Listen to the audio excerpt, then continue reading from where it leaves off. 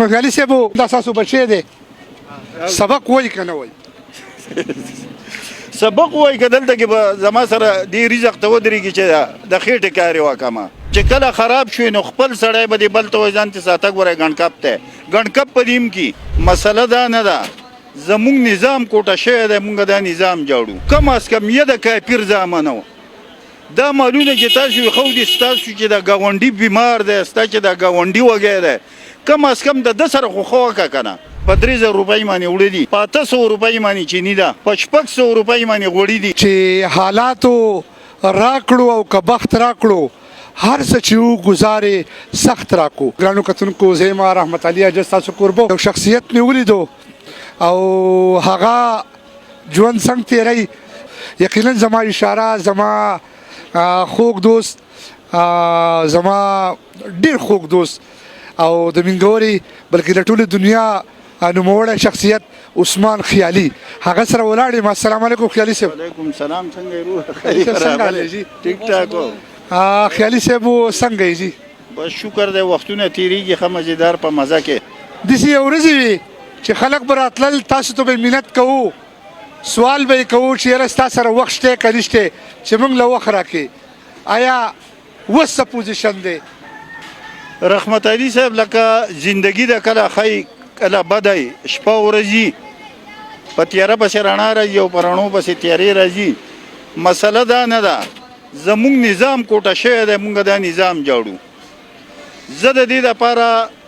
بغاوت د دې نظام نه ما نه دی کړی چې ما سره یو سړی مرسته وکړي ما سره د یو سړی مرسته نه کوي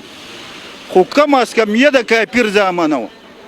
دا معلومه چې تاسو خو دې ستاسو چې د گاونډي بیمار دی ستا چې د گاونډي وګی دی کم از کم د سره خو خوکه کنه تا به دا مال جمع کړی دا به ته قبر ته وړې دا به ته وړې چرته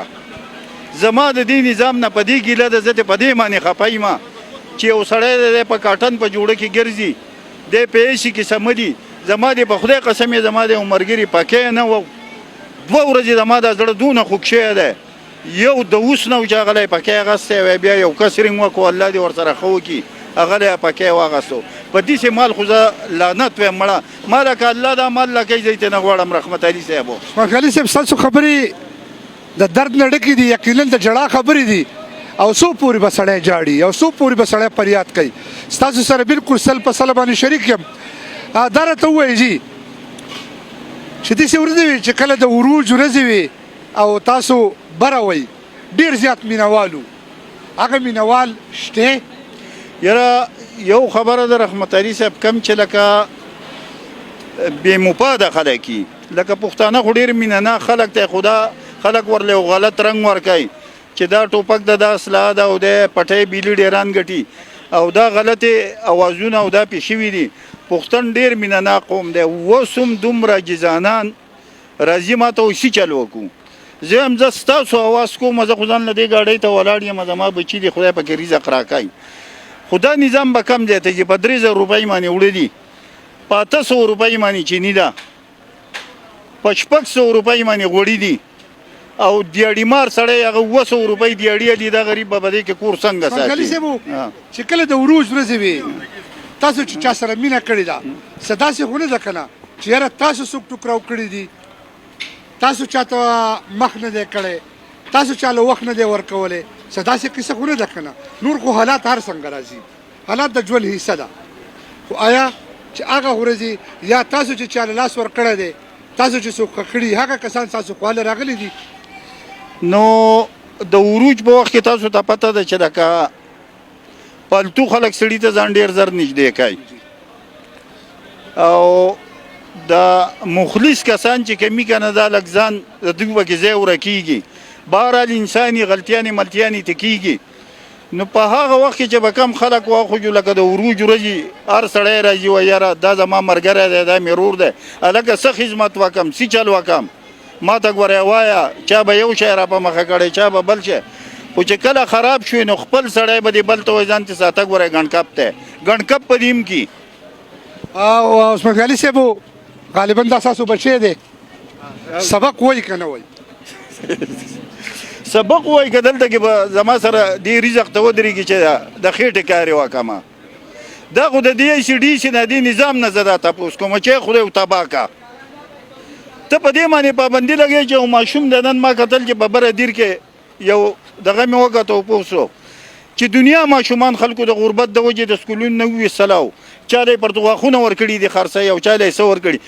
دا سی ډي چې خو ما په دې بازار کې ونه لیدو زما نه بله ورځ یې نیسار ټیمو ګاډۍ وړې ده او ماته کړې ده وایي دلته کې به ته نه ودرېږې یا لکه ته راشه بار ته وګوره دلته دا ګاډي دا روډې بند کړی دی وایي دا د ټریفیک مسله ده وایي ما ته به دا ځای کولاو ساتې نو چې روزګار نه شي ورکولی نو روزګار ولې هلی ګرانو کتونکو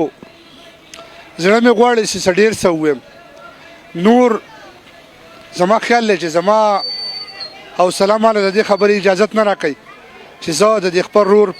په زخمونو باندې مالګې ودړم روزانه موږ راځو روزانه خلک راځي د خپلې کیمرې او د مایک سره او مونږه د عثمان غونته په خلکو باندې د دغه غونته په فنکارانو باندې ځان مشورو دا خانه ده زما خیال دی چې کچرې مونږه د عثمان خیالي صاحب مټې جوړې شو او که هیڅ نشو کولی کم از کم د دې خپل رور نه خو دا ټماټر اخیستی شو که نه دا سودا خو کولی شو که نه د دا اواز خو جوړېدی شو که نه نو یقینا چې زمونږ د عثمان صاحب دا نننۍ خبره دا د دې خبرې غمازي ده چې بس کوي نور په خلکو پورې خنداګانې مه کوئ کمې پورې به مونږ په فنکار پورې خاندو کمې پورې به مونږ په ژوند پورې خاندو کمې پورې به مونږ د فنکار او د ژوند د هغې به مونږ مسخره جوړیږو هغې نه به مونږ مسخره جوړو او مسخرې به کوو عثمان صاحب څه میسیج ورکول غواړئ قوم ته یا دې خلکو ته نو میسیج خو دا دی دې قوم ته خو زه دا چغې وایم چې د یو بل سره ګوره ښه کوئ تاسو چې کله د یو بل سره ښه وکړل دا محتاجي هر څه به ختم شي او په دې یو شعر باندې زه هم دا پروګرام به رحمت علي صاحب راغونډ کې چې وایي د یو نه یو د بل نه بل ښکلی دی او د سواد د خاورې هر یو ګل ښکلی دی او د چا د مخه چې دنیا پیدا ده او هغه د ټولو نه اول ښکلی دی ګرانو کتونکو خپل کوربه له اجازت ورکوئ د ننني درد پروګرام سره ښاد او آباد اوسئ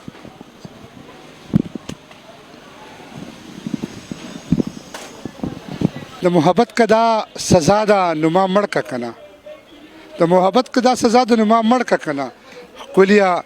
مینه که ګناه ده نو ما مړ که که نه بیا د رقیب سره په ما عثمان خیالي پسې نن یاره چې تا کړې صلاح ده نو ما مړ که که نه